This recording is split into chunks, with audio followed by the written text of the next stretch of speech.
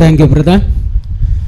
கிறிஸ்துக்குள் பிரியமான சகோதர சகோதரிகளே, உங்கள் யாவருக்கும் முதலாவது இரட்சகராகிய இயேசு கிறிஸ்து நாமத்தினாலே அன்பின் வாழ்த்துக்களை தெரிவித்துக்கொண்டு, நம்முடைய பிதாவாகிய தேவன் நம்மீது வைத்த அளவற்ற கிருபையின் மூலமாக இந்த ஒரு நாளை சகோதர சகோதரிகளுடைய அன்போடு பகிர்ந்து கொண்டு முகமுகமாய் பார்ப்பதற்கு தேவன் கிருபை செய்திருக்கிறார். முதலாவது இரட்சகர் இயேசு கிறிஸ்துவின் மூலமாக துதிகளையும் ஸ்தோத்திரங்களையும் பிதாவாகிய தேவனுக்கு ஏறெடுத்துக்கொண்டு இந்த வாய்ப்பை கொடுத்த வள்ளியூர் சபையை சார்ந்த அனைத்து பரிசுத்தவான்களுக்கும் மறுபடியுமாக கிறிஸ்துக்குள்ளான அன்பின் வாழ்த்துக்களை கூட தெரிவித்து கொண்டு, இன்றைய நாளிலும் நாம் பார்க்க இருக்கிறதான பாடத்துடைய தலைப்பை அன்பு சகோதரர் அவர்கள் சொன்னாங்க. பாடத்துடைய தலைப்பு இயேசுவின் மரணத்தில் நடந்த நிகழ்வுகள். அன்புக்குரிய சகோதர சகோதரிகளே, இப்போ கிட்டத்தட்ட ஒரு மாதமாக நம்ம இந்த மெமரியல் பாடங்களை குறித்து பார்த்துட்ருக்குறோம் இல்லைங்களா? நிறைய கோணத்தில் நிறைய பாடங்கள் பார்த்துருப்போம்.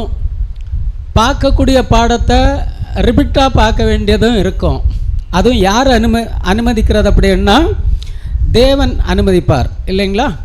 அப்போ இயேசு கிறிஸ்துவுடைய மரணத்தில் எடுத்து பார்த்துட்டிங்கன்னா, மரணத்துக்கு அந்த சிலுவையில் அரைஞ்சாச்சு, அவருடைய மரணம் ஜீவன் போகுது.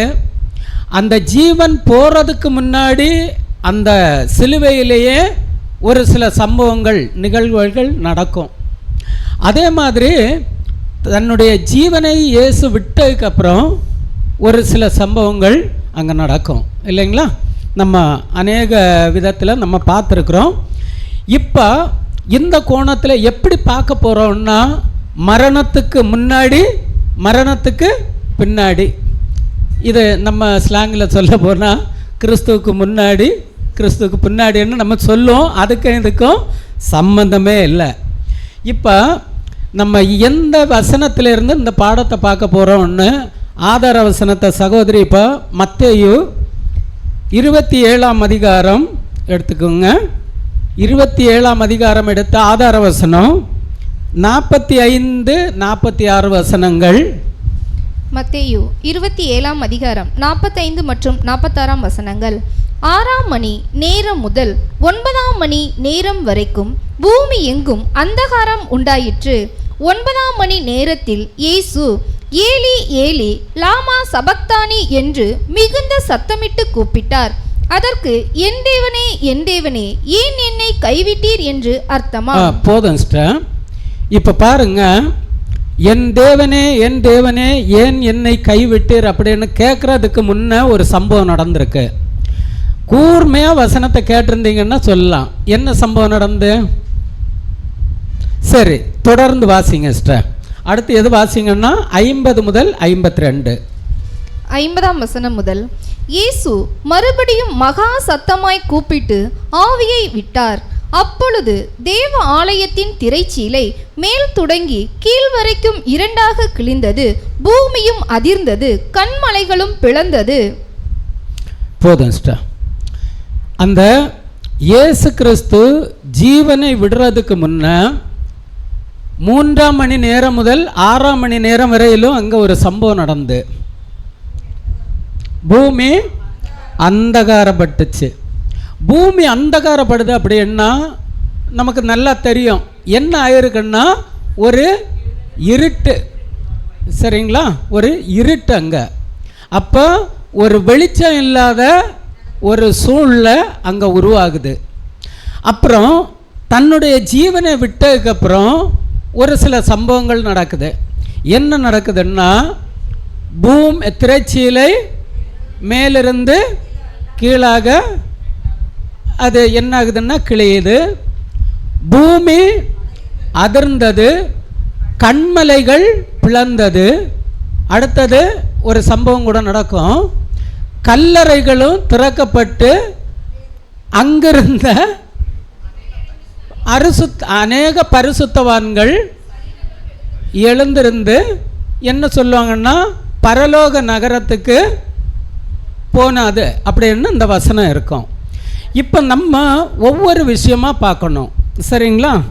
இப்போ இயேசு கிறிஸ்துவை சிலுவையில் அரைச்சாச்சு. சிலுவையில் கிட்டத்தட்ட எத்தனை மணி நேரம் நின்று மரிக்கிறாரு? 6 மணி நேரம். அதில் அந்த கடைசி 3 மணி நேரம்தான் நமக்கு அந்த இருள், சரிங்களா?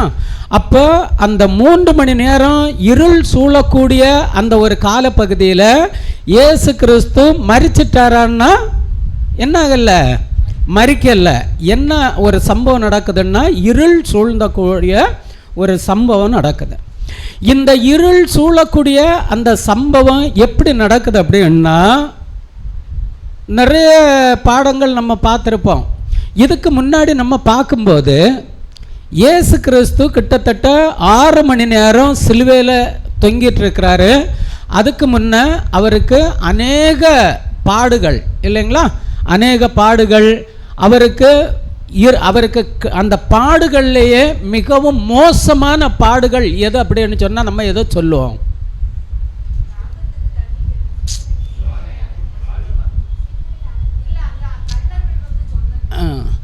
உண்மையிலே யோசித்து பாருங்க, அவரை விசாரிக்கக்கூடிய அந்த ஒரு சூழ்நிலையில் என்ன நடந்திருக்கோன்னா ஒரு நிர்வாணப்படுத்தக்கூடிய ஒரு விஷயம். ஏன்னா அவருடைய வஸ்திரங்களை தங்களுக்குள்ளே பங்கிட்டு எடுத்தார்கள் அப்படின்னு வசனம் இருக்கு. அப்போ அவர் போட்டிருந்த வஸ்திரத்தை என்ன பண்ணிட்டாங்க? கழட்டிட்டாங்க. யோசித்து பாருங்க, ஒரு நமக்குள்ள ஒரு எக்ஸாம்பிள் எடுத்துடலாம். ஒரு பையன் அந்த பையன் ஒரு 25 வயசு பையன் ஒரு பெரிய ஒரு தப்பு பண்ணிட்டான். தப்பு பண்ணும்போது அந்த பையனுக்கு அந்த தப்பு பண்ணக்கூடிய அந்த ஜனங்கள் என்ன ஒரு தண்டனை கொடுக்குறாங்கன்னா, உனக்கு தண்டனை கொடுக்க மாட்டேன். யாருக்கு தண்டனை கொடுப்பேன்னா உன்னுடைய அம்மாவுக்கு, உன்னுடைய தாயாருக்கு ஒரு தண்டனை கொடுப்பேன். அந்த தண்டனை எப்படின்னா, நீ தப்பு பண்ணன அதனால தண்டனை கொடுக்குறோம், உன்னுடைய அம்மாவை நிர்வாணப்படுத்துவேன்.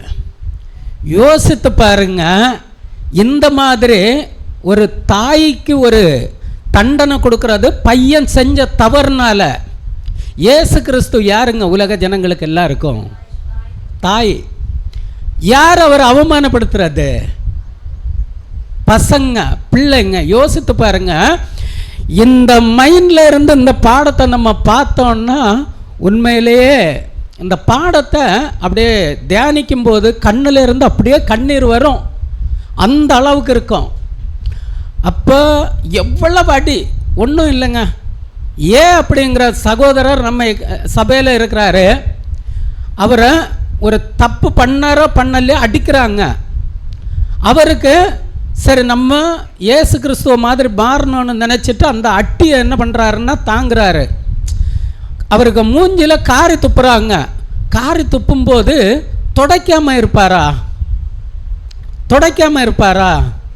நிச்சயமாக துடைப்பார். அவரை ஓங்கி அடிக்க போகும்போது ஒன்று என்ன பண்ணுவாருன்னா பின்னாடி அப்படியே கொஞ்சம் அசைவார், இல்லைன்னா அவருடைய கை ஆட்டோமேட்டிக்காக அதை தடுக்கிறதுக்கு வரும். இயேசு கிறிஸ்து ஏதாவது ஒரு விஷயம் பண்ணியிருந்தாலே அவருடைய தேவனுடைய திட்டமே நிறைவேறாது. உமிழ்நீருக்கு தன்னுடைய முகத்தை என்ன பண்ணக்கூடாது? விலக்கக்கூடாது. நேருக்கு நேர் துப்புறாங்களா அப்படியே நிற்கணும். உமிழ்நீருக்கு தன்னுடைய முகத்தை விலக்கக்கூடாதுன்னா துப்புறாங்க, காரி துப்புறாங்க, ஒரு துளி அசைஞ்சிருந்தாருன்னா அந்த காரி துப்புறது அவருடைய மூஞ்சில படாது, தீர்க்க தரிசன திட்டமே நிறைவேறிருக்காது. அதே மாதிரி அடிக்கிறாங்க, ஏதாவது வருது எதர்ச்சியா, இவரால் வலி தாங்கவே முடியாது. பாருங்க, கொடூரமான ஒரு நிலைமை, இவரால் தாங்கவே முடியாது.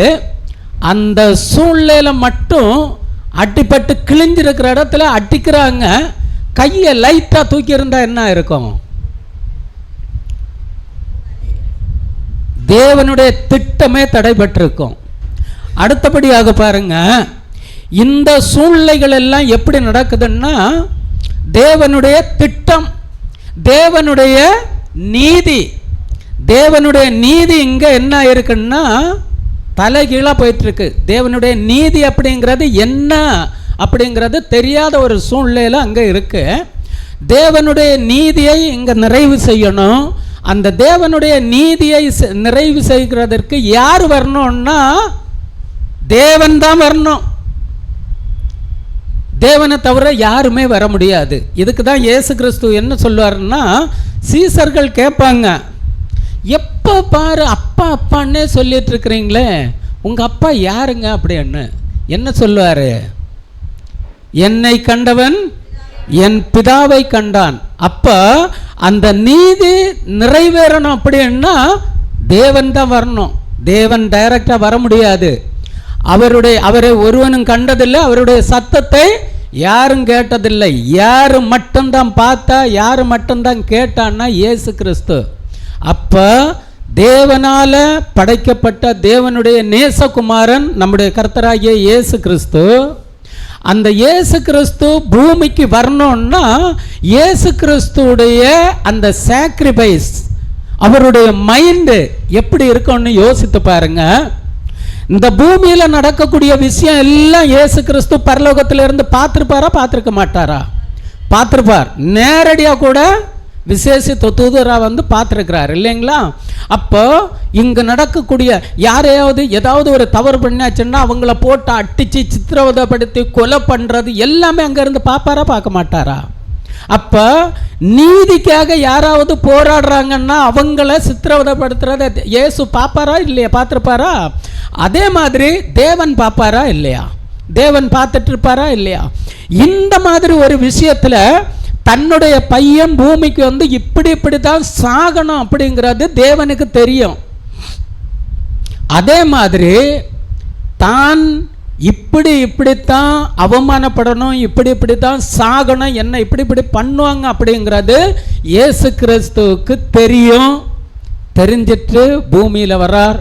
பூமியில் வந்துட்டு அவருக்கு அந்த 40 நாட்கள் நமக்கு தெரியும், வேதத்தை அவர் தியானித்து அதில் தன்னை குறித்து என்னென்ன எழுதியிருக்கு, என்னென்ன தீர்க்க தரிசனங்களை நான் நிறைவேற்றணும், அதில் ஒரு ஸ்டெப்பு முன்ன போகக்கூடாது, பின்னாடி வரக்கூடாது.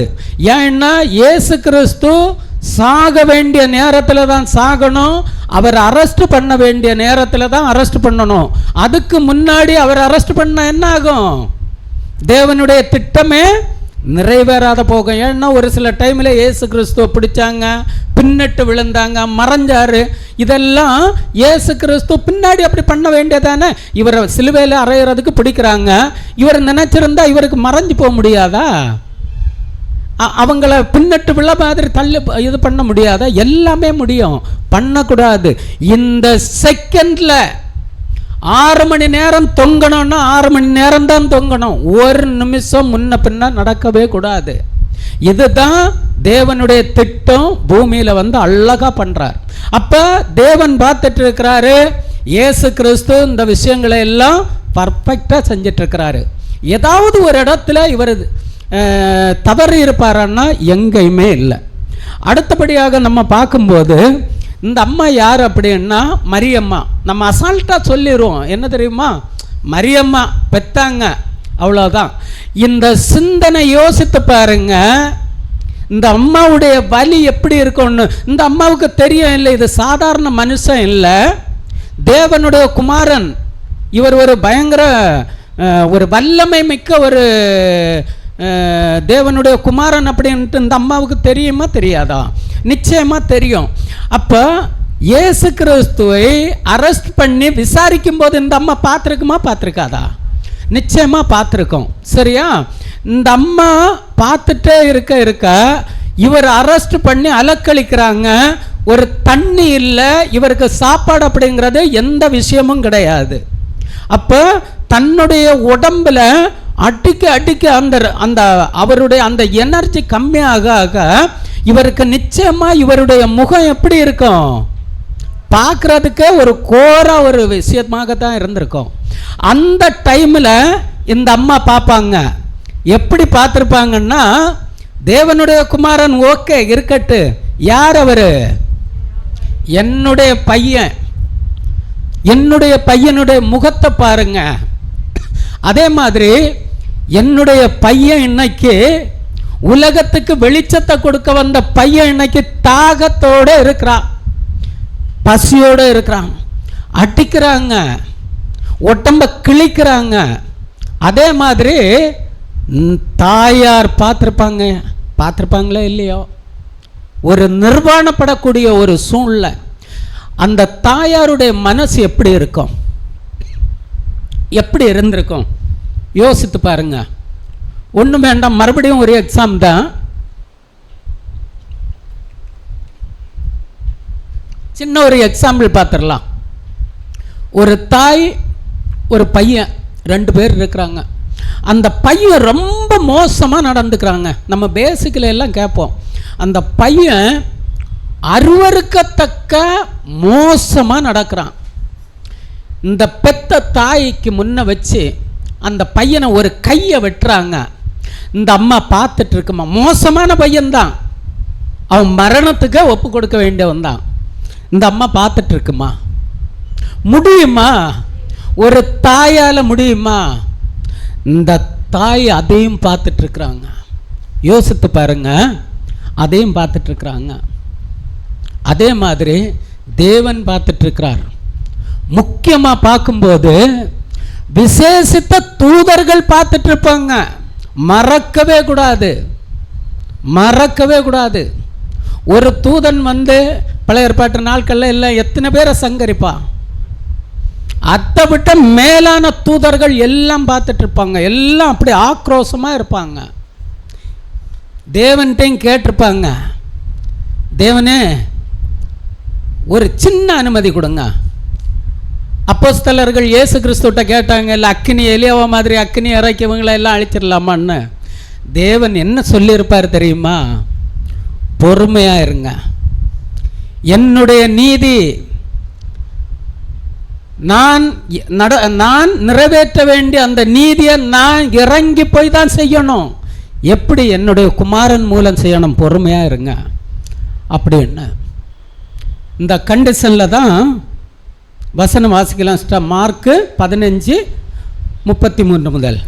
மார்க் 15ஆம் அதிகாரம் 33ஆம் வசனம் முதல். 6ஆம் மணி நேரம் முதல் 9ஆம் மணி நேரம் வரைக்கும் பூமி எங்கும் அந்தகாரம் உண்டாயிற்று. 9ஆம் மணி நேரத்திலே இயேசு ஏலோயி ஏலோயி லாமா சபக்தானி என்று மிகுந்த சத்தமிட்டு கூப்பிட்டார். அதற்கு என் தேவனே என் தேவனே ஏன் என்னை கைவிட்டீர் என்று அர்த்தமா. 6ஆம் மணி நேரம் முதல் 9ஆம் மணி நேரம் வரைக்கும் பூமி எங்கும் அந்தகாரம் உண்டாயிற்று. இதுதான் அவருடைய மரணத்துக்கு முன்னாடி நடந்த ஒரு சம்பவம். இந்த சம்பவத்தை நம்ம விளக்கி பார்க்கறதுக்கு முன்னாடி இதில் ஒரு சில விஷயங்கள் போட்டிருக்கோம். இதையெல்லாம் நம்ம பார்க்க போகிறோம். பாடம் சின்ன பாடம் தான், எவ்வளவு சீக்கிரம் முடிக்கணுமோ முடிக்கலாம். நண்பகல் 12 முதல் பிற்பகல் 3 மணி வரையிலும் இருள், 3 மணி நேரம் இருள் சூழ்ந்திருக்கு. தேவாலயத்தின் திரைச்சீலை மேல் தொடங்கி கீழ் வரையிலும் கிழிந்தது. பூகம்பம், அந்த பூமி அதிர்ச்சி அப்படின்னா அங்க என்ன இருக்கு, ஒரு பூகம்பம், நிலநடுக்கம் அங்க நடந்திருக்கு. கல்லறைகள் திறக்கப்பட்டன, கல்லறையில் அடையாள ஒரு செய்தியும் நம்ம இந்த பாடத்திலிருந்து பார்க்க போகிறோம். இப்போ இந்த 3 மணி நேர இருள், இந்த இருள் எப்படி அங்கே சூழ்ந்திருக்கும்? சூழ என்ன ஒரு வாய்ப்பு அங்கே இருந்திருக்கும்? மேகம் வந்து மறைச்சிருக்கோம் இல்லைங்களா சிஸ்டர்? சரி, மேகம் மறைச்சிருக்கோம்னா என்ன சொல்லுவாங்கன்னா, வசனம் எப்படி இருக்கோம்னா, இயேசு கிறிஸ்துக்கு மேலே ஒரு மேகம் நிழலிட்டு மறைச்சு அப்படின்னு சொல்லி இருக்கலாம். சரிங்களா? 3 மணி நேரம் முழுவதும் அந்தகாரம் உண்டாயிருக்கு, அந்த இருள் சூழ்ந்திருக்கு. சரிங்களா? இவர் சிலுவையில் தொங்குன அந்த நேரம் எவ்வளோன்னா 9 மணியிலிருந்து 3 மணி வரைக்கும், கிட்டத்தட்ட 6 மணி நேரம். அந்த 6 மணி நேரத்தில் 3 மணி நேரம்தான் அந்த இருள் சூழ்ந்திருக்கு. சரிங்களா? இப்போ ஒரு சில விஷயங்களை நம்ம பார்க்கும்போது, இந்த இருள் சூழணும் அப்படின்னா அங்கே என்ன ஒரு விஷயம் நடக்கணும்னா, பூமி மேலே சூரியன், சென்ட்ரல் என்ன வரும்? நிலவு, சந்திரன் சொல்லுவாங்க இல்லை, நிலவு. இது வந்தால் தான் அந்த அந்த ஒரு சூழ்நிலை அங்கே உருவாகும். இது எவ்வளவு நேரம் ஆயிருக்கு? 3 மணி நேரம். 3 மணி நேரம் இந்த மாதிரி ஒரு நிகழ்வு இதுவரைக்கும் நடந்ததே கிடையாது. சரிங்களா? எவ்வளவு நேரம் நடந்திருக்குன்னா 7 நிமிஷம் 29 செகண்ட் தான் ஹையஸ்டாக இதுவரைக்கும் இந்த சூழ்நிலை நடந்திருக்கு. 3 மணி நேரம் நடக்கிறதற்கான ஒரு வாய்ப்பே அங்கே இல்லை. அப்போ எப்படி அங்க தேவன் என்ன பண்ணி இருக்கிறார் பார்த்தீங்களா? அதைத்தான் நம்ம ஃபர்ஸ்ட் இன்ட்ரோடக்ஷன்ல பார்த்தோம். எப்படி பார்த்தோம்னா, ஒவ்வொரு விஷயத்தையும் தேவன் கூர்ந்து பார்த்துட்டே இருக்கிறார். இந்த இயேசு கிறிஸ்து உலகத்துக்கு வெளிச்சமா வர்றார். அந்த வெளிச்சம் இப்ப என்ன ஆக போகுது? அணைய போகுது. எவ்வளவு நேரம்? 3 மணி நேரம். இந்த 3 மணி நேரத்தை நம்ம பார்க்கும்போது இது ஒரு துக்கத்துக்கான ஒரு செய்தி. ஒரு வெளிச்சம் இல்லைன்னா, ஒரு ரொம்ப இருள் சூழ்ந்திருக்குன்னா நம்ம அதை என்ன சந்தோஷமா இருள எவ்வளவு அழகா இருக்கிற பார் அப்படின்னு சொல்லுவோமா? என்ன சொல்லுவோம்? ஒன்றும் வேண்டாம், இருளே சூழ வேண்டாம். இப்போ ஒரு 10 நிமிஷம் கரண்ட் போனால் போதும், நமக்கு இருக்கிற துன்பம் அதை விட ரொம்ப மோசமாக இருக்கும். சட்டை கழட்டுவோம், வீசுவோம், புக்கு பைபிள் கையில் இருந்தால் கூட பார்க்க மாட்டோம். இந்த மாதிரி ஒரு சூழ்நிலை. ஆனால் அந்த 3 மணி நேரம் இருள் சூழ்ந்தது எப்படின்னா ஒரு துக்கமான ஒரு செய்தி.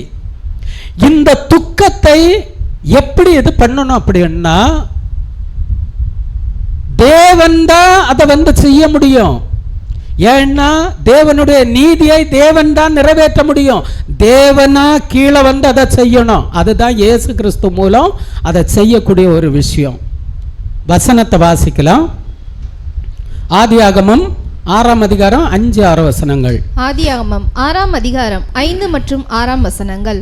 மனுஷனுடைய அக்கிரமம் பூமியிலே பெருகினது என்றும் அவன் இருதயத்தின் நினைவுகளின் தோற்றமெல்லாம் நித்தமும் பொல்லாததே என்றும் கர்த்தர் கண்டு தாம் பூமியிலே மனுஷனை உண்டாக்கினதற்காக கர்த்தர் மனஸ்தாபப்பட்டார். அது அவர் இருதயத்துக்கு விசனமாய் இருந்தது. அது அவர் இருதயத்துக்கு விசனமாய் இருந்தது. எது? மனுஷனை இந்த பூமியில உருவாக்குனதற்காக. இப்ப பாருங்க, இயேசு கிறிஸ்துடைய படைப்புல 99 படைப்புகளும் கரெக்டா இருக்கா இல்லையா? ஒரு எறும்பு எடுத்து பாருங்க. அந்த எறும்பை இயேசு கிறிஸ்து எதுக்காக படைச்சாரோ அந்த வேலையை அது செய்து. ஆனா மனுஷனை படைக்கும் போது பாருங்க, நமது சாயலாகவும் நமது, அப்போ இயேசு கிறிஸ்துவும் பிதாவாகிய தேவனும் எப்படி இருக்கிறாங்களோ அதே மாதிரி இருக்கணும். அவங்க மைண்ட் எப்படி இருக்கும், அவங்க சிந்தனை எப்படி இருக்கும், அவங்க செயல்பாடு எப்படி இருக்கும், அவங்களோட ஆக்டிவிட்டி எப்படி இருக்கும், அதே மாதிரி தான் மனுஷன் இருக்கணும்னு மனுஷனை படைச்சா, மனுஷன் என்ன பண்ணிட்டான்னா படைச்சதுக்கு ஆப்போசிட்டில் போகிறான். தேவனுடைய இருதயத்துக்கு அது மிகவும் விசனம், ஒரு துக்கமான ஒரு செய்தி. அதை எங்கே பண்ணணும்னா அந்த நீதி நிறைவேற்றும் போது இங்கே காமிக்கணும். அந்த 3 மணி நேரம்தான் 3 நாட்களை குறிக்கும்.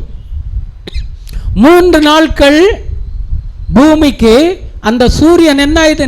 நீதியின் சூரியன் ஆண்டவராகிய இயேசு கிறிஸ்து இல்லை, மறைஞ்சாச்சு. இப்பவே பாருங்க, இது யாருக்குன்னா இயேசு கிறிஸ்து தன்னுடைய அப்பா கிட்ட என்ன பிரேயர் பண்ணாலும் பதிலே இல்லை. சிலுவையில நிக்கும்ப இயேசு கிறிஸ்து இப்ப நினைச்சிருப்பாரா எனக்கு ஒரு எங்க அப்பா என் கூட இருக்கிறாருன்னு நினைச்சிருப்பாரா இல்லையா? கட்டாயமா நினைச்சிருப்பாருங்க, கட்டாயமா நினைச்சிருப்பார். சரிங்களா? நினைக்கும் போது தான் இயேசு கிறிஸ்துவுக்கு அந்த ஒரு நல்ல விஷயம் அங்க மனசுக்குள்ள படுது. பரவாயில்லப்பா, எங்க அப்பா என்ன பண்றாரு, ஏதோ ஒரு விஷயத்தை இப்போ காமிச்சிட்டாரு, ஆனாலும் எங்கூட என்ன பண்ணல, பேசலை. எங்கள் அப்பா பேசாட்டு நான் அடுத்தது பிரயோஜனமே இல்லை. எங்கள் அப்பாவும் நானும் பிரிஞ்சிருக்கக்கூடாது. இதே விஷயத்தை தான் மனுஷங்கிட்டையும் தேவன் கொடுக்குறார். மனுஷனை படைத்தது தேவனுக்கு விசனமாக இருக்குன்னா அந்த மனுஷன் மறுபடியும் எப்படி வரணும்? இயேசு கிறிஸ்துடைய மரணத்தின் மூலம் சந்தோஷமா, தேவனுக்கு சந்தோஷமா வரணும். அதுக்காக தான் இன்னைக்கு உட்கார வச்சு சிறு கூட்டமாகிய நமக்கு கற்றுக் கொடுத்துட்டு இருக்கிறார். எதுக்காக? தேவன் சந்தோஷப்படணும். சந்தோஷப்படுத்துவோமா? தேவனை எப்படி இப்படி சந்தோஷப்படுத்துவோம்? ஒரு 2 விஷயங்களை சொல்லுங்களா தேவனை சந்தோஷப்படுத்தக்கூடிய விஷயம். நம்ம எப்படி சந்தோஷப்படுத்துவோம் தெரியுங்களா? தேவ சித்தத்தை நம்ம எப்படி என்ன? முதல் காரியம் குறை சொல்றது. தேவனை அங்க இருந்து சந்தோஷமா பார்ப்பாரு. அவர் துக்கப்படக்கூடாது. அவருடைய துக்கத்தை நிறைவு செய்கிறதற்காக தான் இயேசு கிறிஸ்து அனுப்பி இவ்வளவு காரியங்கள் நடந்துட்டு இருக்கு. ஒரு விஷயம் குறை பேசுவது. யாரை குறை பேசுவோம்? தேவனை. எப்படி சொல்லுவோம் தெரியுமா? தேவனை நீங்க சரியில்லை. ஏப்பா இப்படி சொல்ற? ஆமா, நீங்க படைச்சி எனக்கு பக்கத்தில் ஒன்று உட்கார வச்சிருக்கு பாருங்க, அது சரியில்லை. அப்ப யாரை குறை சொல்றோம்? சகோதரரையா, சகோதரிகளையா? தேவனை. நம்ம அப்ப யாரு? தேவன் குற்றவாளி, நம்ம நியாயாதிபதி. தேவனை நியாயம் தீர்த்துட்டு இருக்கிறோம். பண்ணலாமா? பண்ணக்கூடாது. அதற்காகத்தான் இந்த விஷயங்கள் எல்லாம் இங்க நடந்துட்டு இருக்கு. 3 மணி நேரம் தேவன் எப்படி பார்த்துட்டு இருந்திருப்பாரு பாருங்க.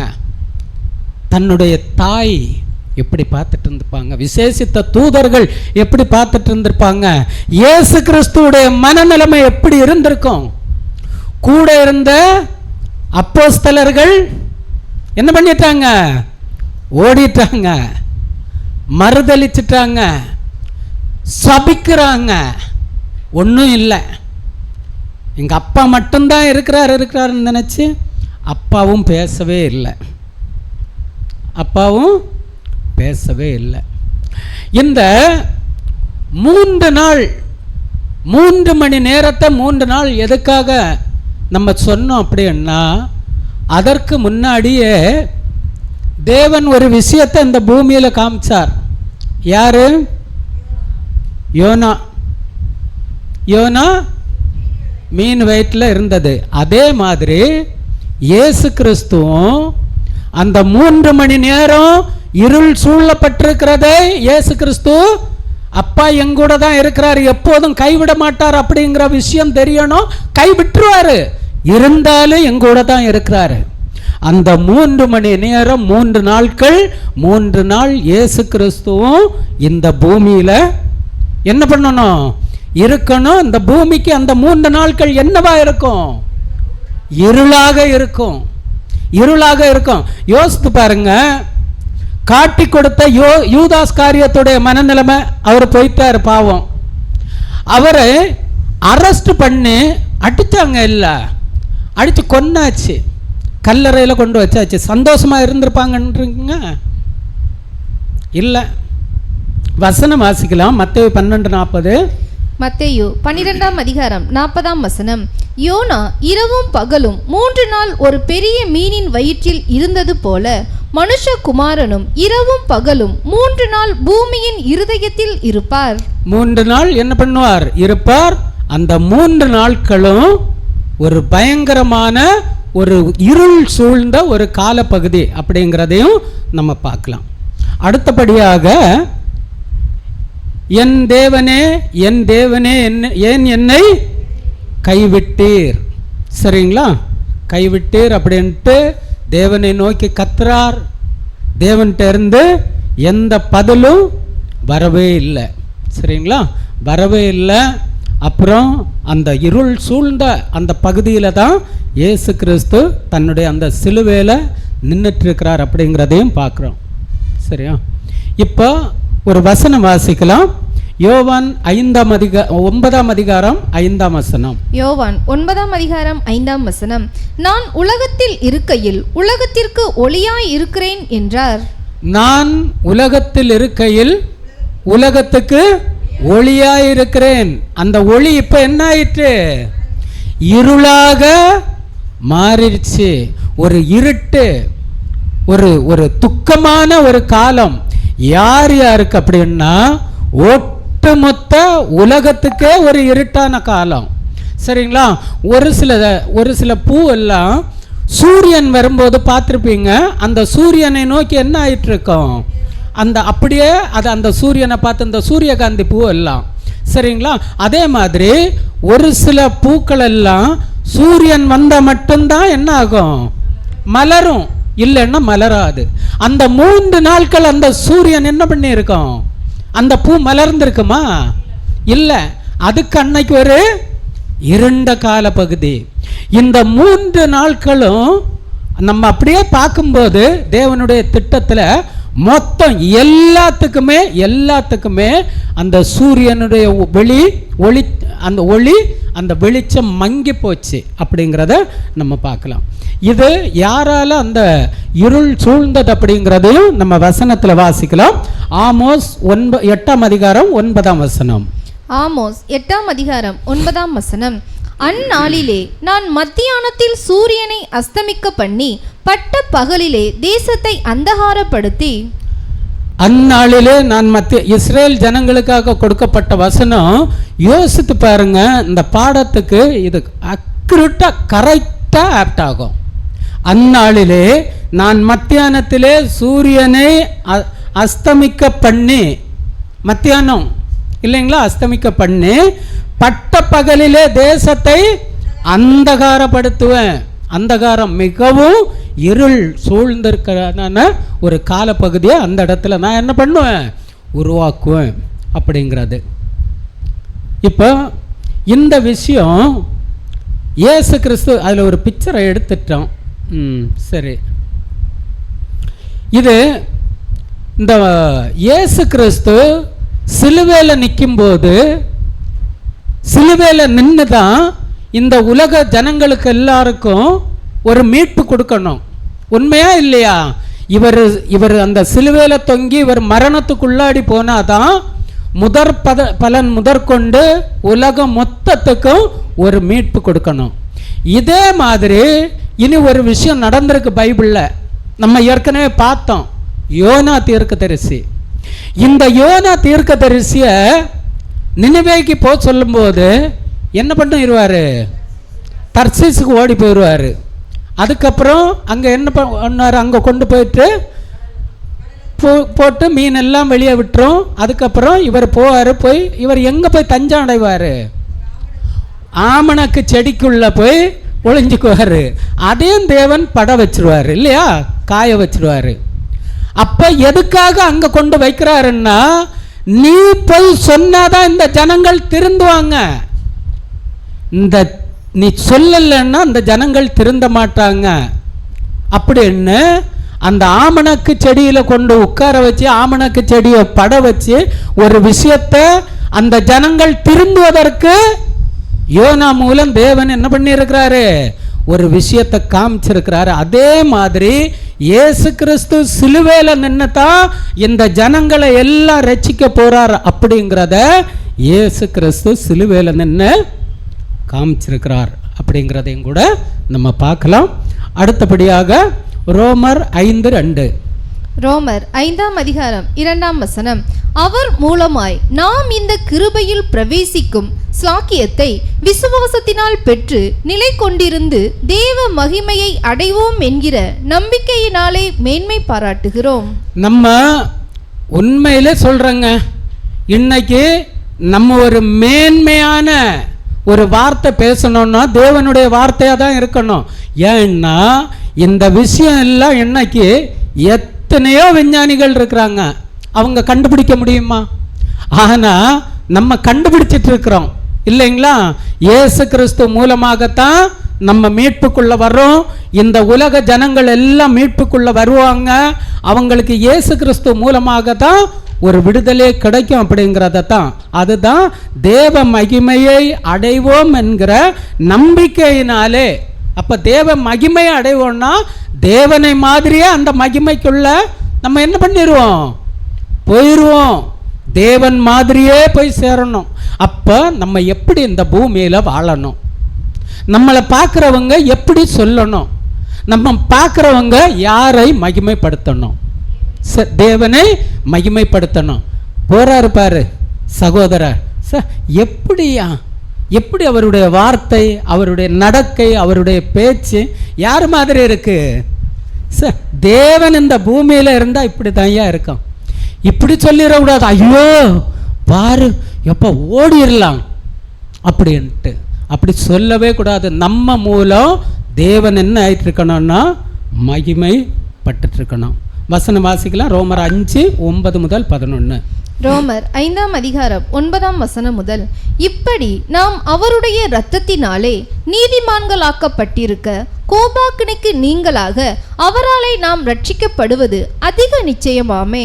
நாம் தேவனுக்கு சத்துருக்களாய் இருக்கையில் அவருடைய குமாரனின் மரணத்தினாலே அவருடனே ஒப்புரவாக்கப்பட்டோமானால் ஒப்புரவாக்கப்பட்ட பின் நாம் அவருடைய ஜீவனாலே ரட்சிக்கப்படுவது அதிக நிச்சயமாமே. அதுவும் அல்லாமல் இப்பொழுது ஒப்புரவாகுதலை நமக்கு கிடைக்க பண்ணின நம்முடைய கர்த்தராகிய இயேசு கிறிஸ்து மூலமாய் நாம் தேவனை பற்றியும் மேன்மை பாராட்டுகிறோம். பாருங்க இந்த வசனம், இப்படி நாம் அவருடைய இரக்கத்தினாலே, யாருடைய? தேவனுடைய இரக்கத்தினாலே நீதிமான்களாக்கப்பட்டிருக்க. இப்ப நம்ம இங்க உட்கார்ந்து இருக்கிறோம்னா நம்முடைய ஒரு ஏதோ ஒரு விஷயத்தை நம்ம பண்ணி இல்லை, தேவனுடைய ஒரு இரக்கம். அந்த இரக்கத்தினால தான் நீதிமான்கள் ஆகப்பட வந்திருக்கிறோம். கோபாக்கினைக்கு நீங்களாக்க அவராலே நாம் ரட்சிக்கப்படுவது அதிக நிச்சயம். அப்போ தேவனுடைய அந்த இருளான அந்த கோபாக்கினை என்கிறதான அந்த இடத்துக்குள்ள நம்ம போகவே கூடாது. குமாரனின் மரணத்தினாலே அவருடனே ஒப்புரவாக்கப்பட்டோமானால், அப்ப இயேசு கிறிஸ்துவுடைய அந்த மரணத்தினால தான் நம்ம தேவனுக்கும் நமக்கும் ஒரு ஒப்புரவாகுதல் நடந்துட்டு இருக்கு. அந்த ஒப்புரவாகுதலை நம்ம எப்போதுமே என்ன பண்ணிடக்கூடாது, இழந்து போக கூடாது. வசனம் வாசிக்கலாம் சிஸ்டர். ரோமர் 8:18-20. ரோமர் 8ஆம் அதிகாரம் 18ஆம் வசனம் முதல்.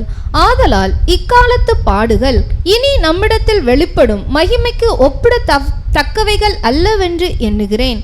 மேலும் தேவனுடைய புத்திரர் வெளிப்படுவதற்கு சிருஷ்டியானது மிகுந்த ஆவலோடே காத்து கொண்டிருக்கிறது. அது ஏனென்றால் சிருஷ்டியானது அழிவுக்குரிய அடிமைத்தனத்தினின்று விடுதலையாக்கப்பட்டு தேவனுடைய பிள்ளைகளுக்குரிய மகிமையான சுயாதீனத்தை பெற்றுக்கொள்ளும் என்றே நம்பிக்கையோடே. ஆதலால் இக்காலத்து பாடுகள் இனி நம்மிடத்தில் வெளிப்படும் மகிமைக்கு ஒப்பிடத்தக்கவைகள் அல்லவென்று எண்ணுகிறேன். அதாவது இனி நம்ம கிட்ட ஒரு மகிமை வெளிப்படும்.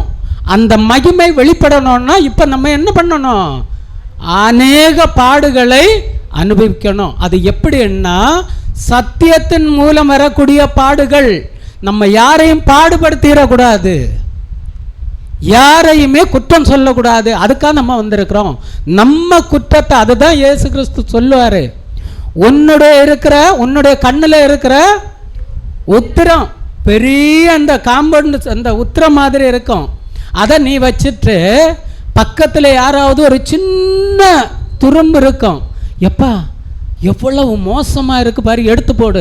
எப்படி சொல்லணும்னா, நீ பண்ணுறது சரியில்லை, நீ உட்கார்ந்தா தப்பு, நின்னா தப்பு, ஓடினா தப்பு, நடந்தா தப்பு, பேசினா தப்பு. அப்படி இல்லை, ஃபஸ்ட்டு உன்னை சீர்தூக்கி பாரு. உன்னை சீர்தூக்கி பார்த்தேன்னா எல்லாமே நடக்கும். சரிங்களா? நம்ம அடுத்தவங்களை இப்போ இயேசு கிறிஸ்துவ அடித்து சிலுவையில் அறையிறாங்க. யார்ட்டையாவது எப்பா நீ பாவி, உன குடும்பமே பாவி, உன கூட இருக்கிறதெல்லாம் பாவி, என்ன ஏன் அடித்து தொங்க விடுறேன்னு கேட்டாரா? அப்போ இயேசு கிறிஸ்து மேற்பட்டவரா, நம்ம அவருக்கு மேற்பட்டவரா? அவர் தாங்க. நம்ம ஒன்றுமே இல்லை, ஒன்றுமே இல்லை.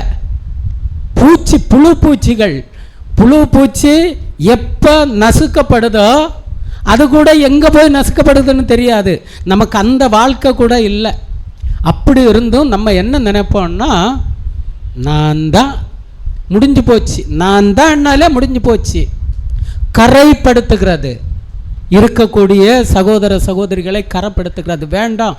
நம்ம வாயிலிருந்து வரக்கூடிய வார்த்தைகள் தேவனுடைய வார்த்தைகள் மட்டும்தான் வரணும். யாரையும் நியாயம் தீர்க்கவோ கரைப்படுத்தவோ நமக்கு எந்த விதமான உரிமைகளும் இல்லை. எபேசியர் 1:7-10. எபேசியர் 1:7 முதல், அவருடைய கிருபையின் ஐஸ்வரியத்தின்படியே இவருடைய இரத்தத்தினாலே பாவம் மன்னிப்பாகிய மீட்பு இவருக்குள் நமக்கு உண்டாயிருக்கிறது. போதும் சிஸ்டர். அவருடைய கிருபையின் ஐஸ்வரியத்தின்படியே. அவர் யாரு? அவர் யாரு? பிதாவாகிய தேவன். இவர் யாரு? இயேசு கிறிஸ்து. இப்ப போட்டு பாருங்க, பிதாவாகிய தேவனுடைய ஐஸ்வரியத்தின்படியே இயேசு கிறிஸ்துவுடைய இரத்தத்தினாலே பாவ மன்னிப்பாகிய மீட்பு இவருக்குள் நமக்கு உண்டாயிருக்கிறது. யாருக்குள்? இயேசு கிறிஸ்துக்குள். அப்ப அவருக்கு வந்த பாடுகள் எல்லாம் நமக்கு வரவே வராது இல்லையா? எல்லாம் வரும். வர்றதை எல்லாம் நம்ம என்ன பண்ணணும்? ஏற்றுக்கொள்ளணும். அந்த பாடுகள் எப்படி வரும் தெரியுங்களா? ஏதாவது நம்ம சத்தியத்துக்கு ஓடும்போது ஏதாவது ஒரு விதத்திலிருந்து தடை வரும், அதை தகர்த்துட்டு ஓடணும். ஆனால் கூட இருக்கிறவங்களை கீழே பிள்ளை தள்ளி போட்டுறக்கூடாது. போட்டாச்சுன்னா எல்லாமே முடிஞ்சு. தேவனுடைய நியாய தீர்ப்பு தொடங்கும் காலமாக இருக்கிறது. அது தொடங்கிருச்சு. இயேசு கிறிஸ்துவோட 2வது வருகையிலே அது தொடங்கிருச்சு. இன்னைக்கு அதுக்குள்ளே தான் நம்ம இருந்துட்டு இருக்கிறோம். சரியா? அதுக்குள்ளே இருக்கும்போது இனி ஒரு நியாய தீர்ப்பு வருமானா என்னைக்கு வரும்? நமக்கு ஆல்ரெடி கொடுத்தாச்சு. எப்படி கொடுத்தாச்சு? எல்லா சத்தியத்தை கொடுத்தாச்சு. இப்படி தான் ஓடணும்னு கொடுத்தாச்சு, இப்படி தான் இருக்கணும்னு கொடுத்தாச்சு. ஈடுபலி இது தான், ராஜ்யத்தில் உங்களுக்கு பங்கு இது தான், எல்லாமே கொடுத்தாச்சு. கொடுத்ததுக்கு அப்புறமும் பார்த்துக்கிறலான்னா அது பார்த்துட்டே தான் போயிட்டுருக்கோம். அந்த பார்த்துக்கிறதுக்கு நம்ம போகக்கூடாது. இது முதல் பார்ட். 2வது, தேவாலயத்தின் திரைச்சீலை மேலிருந்து கீழாக கிழிந்தது இல்லையா? இந்த திரைச்சீலையுடைய அளவு பார்த்தீங்கன்னா கிட்டத்தட்ட உயரம் 60 அடி. ஒரு சில சகோதரர்கள் 80ன்னு சொல்கிறாங்க. அது கரெக்டாக தெரியல. சரியா? 60 அப்படிங்கிறது தான் இருக்கலாம் அப்படின்னு. அதே மாதிரி அகலம் 40 எழுதி வச்சிருப்போம், பார்த்துக்கலாம்.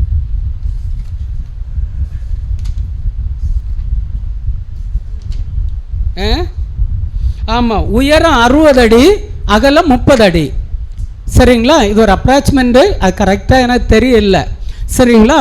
அப்போ இந்த திரைச்சீலை மேலே இருந்து கீழே கிளியணும்னா சாதா இது மாதிரியே போட்டிருப்பாங்க. அந்த திரைச்சீலையை பற்றி நீங்கள் ஆசரிப்பு கூடாரம் பாடம் எல்லாம் கேட்டுட்டு இருக்கிறீங்க. அந்த திரைச்சீலை அவ்வளவு சீக்கிரம் கிழிக்க முடியாது. அப்போ அதை கிளியணும் அப்படின்னா என்ன ஒரு விஷயம் நடக்கணும் அப்படின்னா, இப்போ பாருங்க, நல்லா புரியும். இந்த திரைச்சீலையை சீக்கிரம் கிழிக்க முடியாது. அதுவும் மேலே இருந்து கீழே கிழிக்கணும்னா ரொம்ப கஷ்டம், கிழிக்க முடியாது.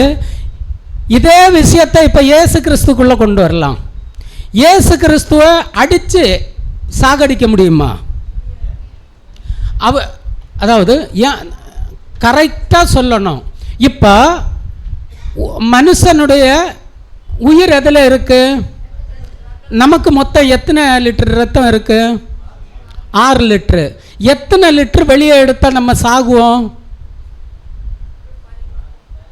4 லிட்டர் எடுத்தால் அடுத்த ரத்த சர்க்குலேஷன் பத்தாது, என்ன ஆயிடுவோம்னா செத்துருவோம் இல்லையா? அப்போ இயேசு கிறிஸ்துக்கு எத்தனை லிட்டர் இருந்திருக்கும்? இதே தான் இருந்திருக்கும். அவர் மனுஷகுமாரன், மனுஷன். அப்போ அவர் அடிச்சு அவருடைய அவர் உடம்பை பார்க்கறதுக்கான ஒரு இதே இல்லை, தொங்கிட்டு இருக்கு. அப்போ எத்தனை லிட்டர் வெளியே போயிருக்கோம்? எல்லாமே போயிருக்கேன். இயேசு கிறிஸ்து ஏன் சாகல்ல சிஸ்டர்? தேவன் அனுமதிக்கணும் சிஸ்டர். மாம்சத்தின் உயிர் ரத்தம், நான் கேட்குற கேள்வி கரெக்டானு பாருங்க. மாம்சத்தின் உயிர் ரத்தத்தில் இருக்கு, மாம்சத்தின் ஜீவன் ரத்தத்தில் இருக்கு. அந்த ரத்தம் வெளியே போயாச்சுன்னா சாகணும். இயேசு கிறிஸ்துக்கும் எல்லா ரத்தமும் மேக்சிமம் போயிருக்கும், ஏன் சாகல்ல? இதுதான் கேள்வி.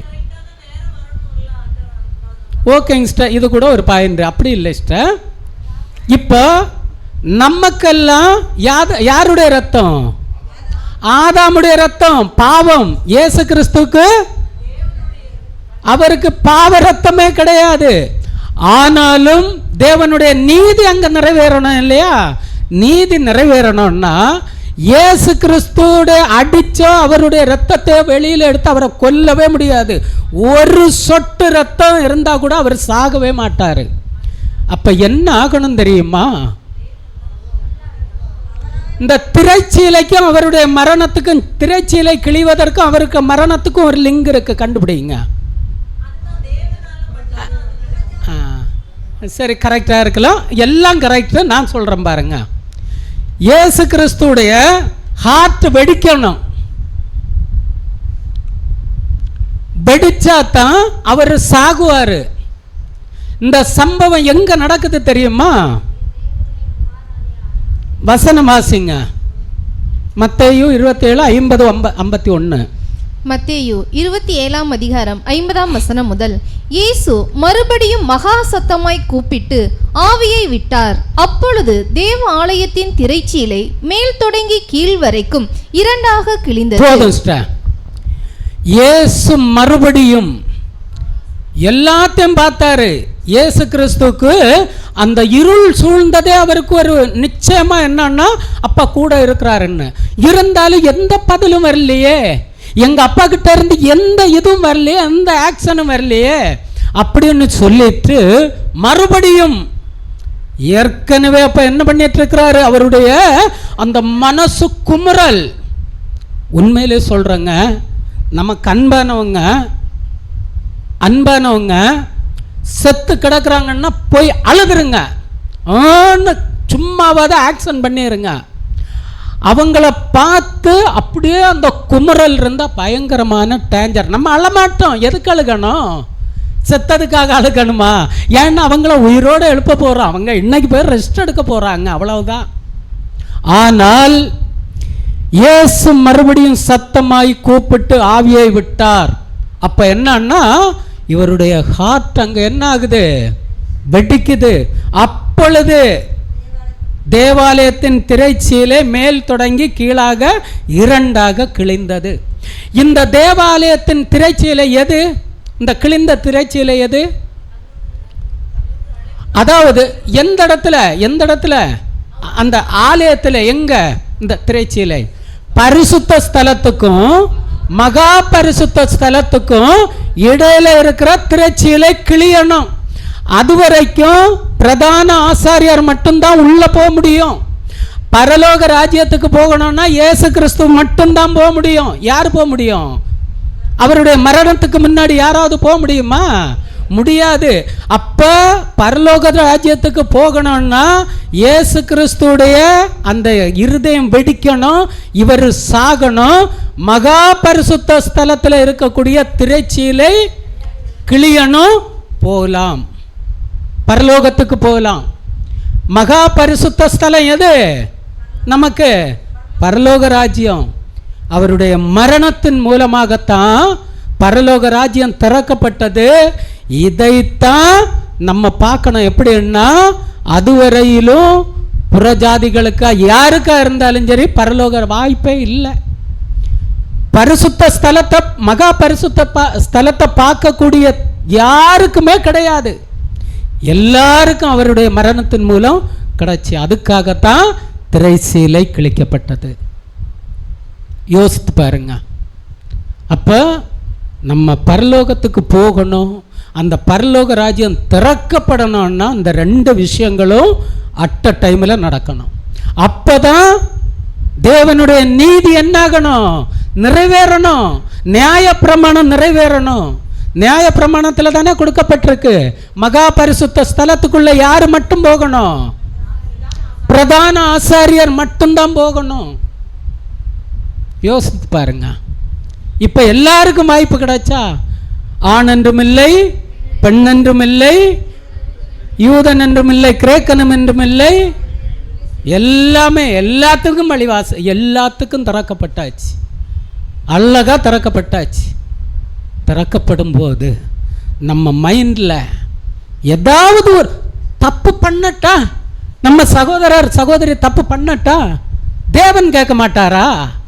தேவனுக்கு மேலேயா நம்ம? தேவன் பார்த்துக்குவார். அவருக்காக ப்ரேயர் பண்ணலாங்க. யாருடைய பேரையும் டேமேஜ் பண்ணக்கூடாது, யாரையும் டேமேஜ் பண்ணக்கூடாது. ஏன்னா அந்த மகா பரிசுத்த ஸ்தலத்துக்குள்ள போறதுக்கு தேவனே இயேசு கிறிஸ்து மூலமாக திரைச்சீலையை கிழிக்கிறார். இந்த மகா பரிசுத்த ஸ்தலத்துக்குள்ள போறதுக்காக இயேசு கிறிஸ்து எல்லாத்தையும் முடிச்சிட்டார். சரியா இருக்கா இல்லையா? வசனம் வாசிக்கலாம். எபிரேயர் 9:8. எபிரேயர் 9:8 இந்த வசனம் சகோதரி நிறுத்தி வாசிப்பாங்க. இவ்வளவு நேரம் இந்த திரைச்சீலை இயேசு கிறிஸ்துடைய மரணத்தை குறித்து இந்த வசனம் சொல்லும். வாசிங்க சிஸ்டர். அதனாலே முதலாம் கூடாரம் நிற்கும் அளவும் பரிசுத்த ஸ்தலத்திற்கு போகிற மார்க்கம் இன்னும் வெளிப்படவில்லை என்று பரிசுத்த ஆவியானது வெளிப்படுத்தி இருக்கிறது. இப்ப வெளிப்படுத்திருச்சா? முதலாம் கூடாரத்தில் யாருமே போக முடியாது. அதை கிழிக்கணும், தேவனுடைய நீதி நிறைவேறணும். அப்ப இயேசு கிறிஸ்து மரிக்கணும். அப்ப மரிக்கும் போது தான் இந்த விஷயம் நடக்கணும். இயேசு கிறிஸ்து மரிக்கிறதுக்கு முன்ன அந்த திரைச்சீல கிழிஞ்சிருந்தா என்ன இருக்கும்? இப்போ திரைச்சீலை கிழிந்தது இயேசு மரித்தாருன்னா அது கரெக்டா இருக்குமா? அப்ப நியாயப்பிரமாணம் நிறைவேறணும்னா இயேசு கிறிஸ்து மரிக்கணும். அதுக்கப்புறம் தான் இந்த விஷயங்கள் நடக்கணும். வசனம் வாசிக்கலாம் சிஸ்டர். எபிரேயர் 10:19-20. எபிரேயர் 10:19 முதல் நிறுத்தி வாசிங்க சிஸ்டர். ஆகையால் சகோதரரே, நாம் பரிசுத்த ஸ்தலத்தில் பிரவேசிப்பதற்கு, ஆகையால் சகோதர சகோதரிகளே, நாம் அனைவரும் பரிசுத்த ஸ்தலம் எங்க? பரலோக ராஜ்யத்துக்கு பிரவேசிப்பதற்கு இயேசுவானவர் தமது மாம்சமாகிய திரையின் வழியாய், கரெக்டா இருக்கா? தம்முடைய மாம்சமாகிய திரை என்ன ஆயிற்று? புதிதும் ஜீவனுமான மார்க்கத்தை நமக்கு உண்டு பண்ணினபடியால் அந்த மார்க்கத்தின் வழியாய் பிரவேசிப்பதற்கு அவருடைய இரத்தத்தினாலே நமக்கு தைரியம் உண்டாயிருக்கிறபடியினாலும் துர்மனசாட்சி நீங்க தெளிக்கப்பட்ட இருதயம் உள்ளவர்களாய். முக்கியமான பாயிண்ட்ங்க. அந்த மார்க்கத்தின் வழியாய் பிரவேசிப்பதற்கு அவருடைய இரத்தத்தினாலே, இயேசு கிறிஸ்துவுடைய இரத்தத்தினாலே நமக்கு தைரியம் உண்டாயிருக்கிறபடியினாலும். அப்ப நம்ம ஒரு தைரியம் இருக்கிறோம்னா, பரலோகத்துக்கு போகணும்னா நமக்கு ஒரு தைரியம் இருக்குன்னா, அந்த தைரியம் எப்படி வந்து? இயேசு கிறிஸ்துவுடைய இரத்தத்தினாலே. அந்த இரத்தம் உள்ள இருந்திருந்தா சாக மாட்டாரு. அந்த ஹார்ட் வெடிக்கணும், அவர் சாகணும். செத்த அந்த இரத்தத்தினாலே இப்போ துர்மனசாட்சி நீங்க தெளிக்கப்பட்ட இருதயம் உள்ளவர்களாய். நம்ம இருதயம் எப்படி இருக்கணும்? துர்மனசாட்சி இருந்தன்னா அது வேஸ்ட், பிரயோஜனமே இருக்காது. சுத்த ஜலத்தால் கழுவப்பட்ட சரீரம் உள்ளவர்களாயும் உண்மையுள்ள இருதயத்தோடும் விசுவாசத்தின் பூரண நிச்சயத்தோடும் சேரக்கடவோம். பூரண நிச்சயத்தோடும் சேரக்கடவோம். யோசித்து பாருங்க. அப்ப முந்தின ஆதாம் என்ன பண்ணாரு? பரிபூரணமாய் படைக்கப்பட்ட ஆதாம் பாவத்துக்குள்ள விழுந்துட்டார். அந்த பாவத்துக்குள்ள விழுந்த ஜனங்களை எல்லாரையுமே என்ன பண்ணணும்? அதுக்காக தான் இயேசு கிறிஸ்து ரெண்டாவது ஆதாம் அதை கரெக்டாக செஞ்சு முடிச்சிட்டார். அடுத்து ஒரு பாயிண்ட் பார்க்கணும். எது? பூமி அதிர்ச்சி. சரிங்களா? இந்த பூமி அதிர்ச்சி எதனால வந்திருக்கும்? அதாவது பூமி அதிர்ச்சின்னா அங்கே இருக்கிற ஜனங்களுக்கு எல்லாமே அது என்ன ஆயிருக்கு, தெரிஞ்சிருக்கு. பூமி அதிர்ச்சி அப்படின்னா தமிழில் நிலநடுக்கம் இல்லைங்களா? ஆக்சுவலாக ஒரு சிம்பிளான ஒரு நிலநடுக்கம் அங்கே வந்திருக்கு. சரியா? இப்போ வசனம் கூட வாசிக்கலாம். மத்தேயு 27:51 முதல் 57. மத்தேயு 27 51 முதல். அப்பொழுது தேவாலயத்தின் திரைச்சீலை மேல் தொடங்கி கீழ் வரைக்கும் இரண்டாக கிழிந்தது, பூமியும் அதிர்ந்தது, கன்மலைகளும் பிளந்தது, கல்லறைகளும் திறந்தது, நித்திரை அடைந்திருந்த அநேக பரிசுத்தவான்களுடைய சரீரங்களும் எழுந்திருந்தது. இப்போ இதெல்லாம் பார்த்தாச்சு. அடுத்தது பூமி அதிர்ச்சி. சரிங்களா? இந்த பூமி அதிர்ச்சி நிச்சயமாக என்ன ஆயிருக்குன்னா நடந்திருக்கு. நிறைய சகோதரர்கள், மூத்த சகோதரர்கள் அவங்க சப்ஜெக்டில் எழுதியிருக்கிறாங்க. எப்படின்னா ஒரு நிலநடுக்கம் அந்த நேரத்தில் உண்டாயிருக்கு. ஏன்னா அந்த வசனம் கூட பின்னாடி இருக்குது, நம்ம பார்க்கலாம். சீக்கிரம் பாடத்தை முடிச்சிடலாம். இப்போ ஒரு விஷயம், கல்லறைகள் திறந்தது, அதே மாதிரி நித்திரை அடைந்திருந்த அநேக பரிசுத்தவான்களுடைய சரீரங்களும் எழுந்திருந்தது. சரி, இப்போ அந்த பூமி அதிர்ச்சி உலகம் ஃபுல்லாக நடந்திருக்குமா? இல்லை, அந்த குறிப்பிட்ட பர்டிகுலர் இடத்துல தான் நடந்திருக்கு. சரிங்களா? இப்போ அங்கே அந்த பரிசுத்தவான்களும் எழும்புனாங்க அப்படின்னு வந்திருக்கு. பரிசுத்தவான்கள் எப்போ எழும்புவாங்க? ஆண்டவருடைய 2ஆம் வருகையில். அதுக்கு முன்ன பரிசுத்தவான்கள் எப்படி எழும்ப முடியும்? திங்க் பண்ணி பாருங்க.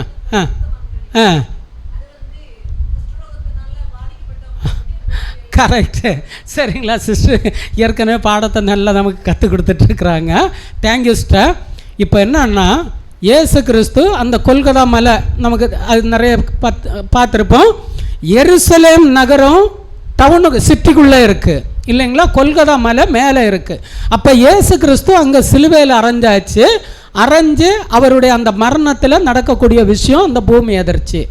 இந்த கொல்கத்தா மலை இருக்குது பார்த்தீங்களா? அதுக்கு கீழே தான் என்ன இருக்கும்னா ஒரு மலை, அதில் அந்த கல்ற மாதிரி, கல்ற இல்லை, அந்த கல்ற மாதிரி குகை, கரெக்டு, குகை அங்கே இருக்கும். இதில் என்ன பண்ணுவாங்கன்னா, அந்த எருசலேம் நகரத்தில் இருக்கக்கூடிய அந்த குஷ்டரோகிகள், யாருக்காவது அந்த குஷ்டரோகம் வந்தாச்சுன்னா பாளையத்தை விட்டு என்ன பண்ணணும்னா வெளியே கொண்டு போயிடணும், வெளியே வச்சிடணும். ஒரு குஷ்டரோகிக்கு 40% உடம்பில் அட்டாக் ஆச்சுன்னா தனித்தனியாக என்ன ஆகும்? தொங்கி அது அப்படியே கலண்டு விழும். அது ஒரு டெத்து கண்டிஷன். எப்படி? அவர் ஒரு மரணத்துக்குள்ளே போயிட்டார் அப்படிங்கிற கண்டிஷனில் தான் அந்த குகைக்குள்ளே கொண்டு வைப்பாங்க. அந்த குகைக்குள்ளே கொண்டு வச்சுட்டு ஏதோ யாராவது போய் அந்த சாப்பாடு போடுறது, பிடிக்கிறது, யாராவது செத்தாச்சு அப்படின்னு தகவல் கிடச்சா அவங்கள எடுத்து அடக்கம் பண்ணுறது, இந்த விஷயங்கள் அங்கே நடந்துட்டுருக்கு. அப்போ இந்த பூமி அதிர்ச்சி அங்கே நடக்கும்போது என்ன ஆயிருக்குன்னா, அந்த குகை என்னன்னா பயங்கரமாக ஒரு அதிர்வுக்குள்ளே வந்திருக்கு.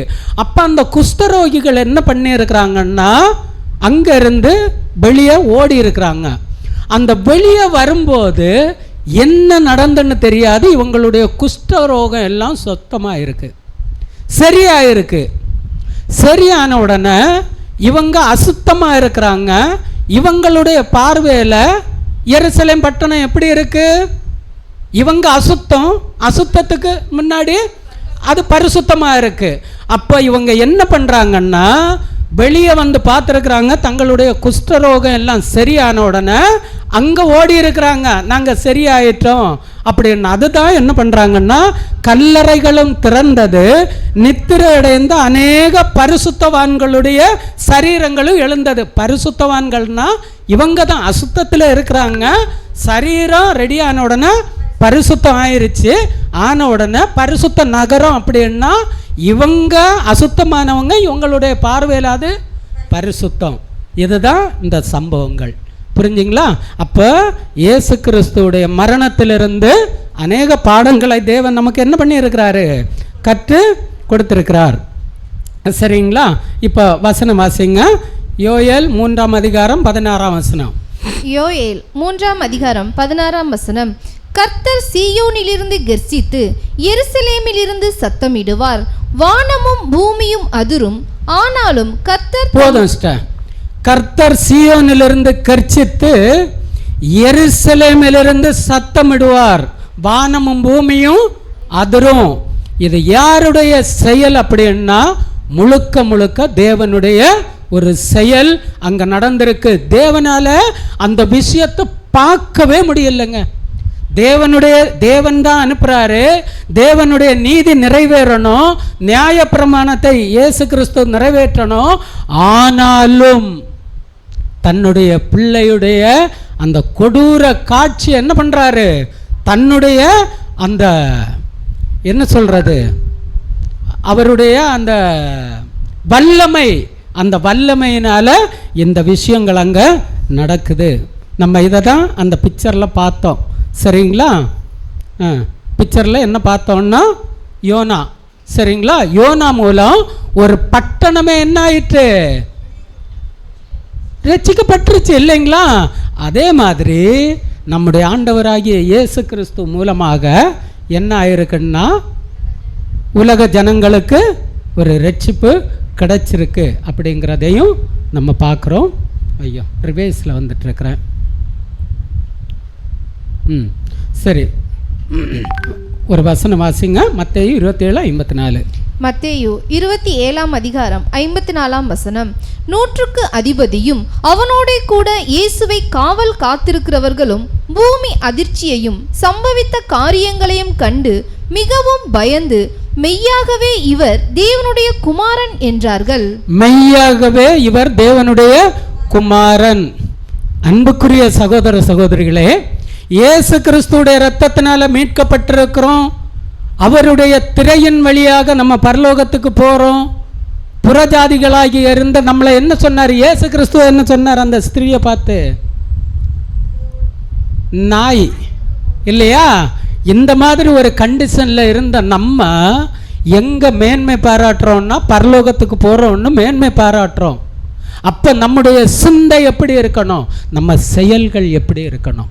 அன்புக்குரிய சகோதர சகோதரிகளே, இதை என்ன பண்ணக்கூடாது, நம்ம ஒருபோதும் மறக்க கூடாது.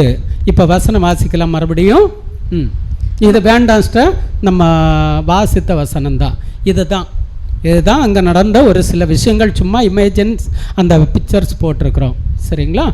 ஒரே ஒரு வசனத்தை வாசித்து பாடத்தை முடிக்கலாம். 1 கொரிந்தியர் 15:20-23. சகோதரி நிறுத்தி வாசிங்க. 1 கொரிந்தியர் 15:20 முதல், கிறிஸ்துவோ மரித்தோரிலிருந்து எழுந்து நித்திரை அடைந்தவர்களில் முதற் பலனானார். போதும். அதை தான் நம்ம என்ன பார்த்தோம்னா, பரிசுத்தவான்கள் யாருமே கிடையாது. ஏன்னா கிறிஸ்து தான் மரித்தோரிலிருந்து முதல் உயிர்த்தெழணும்.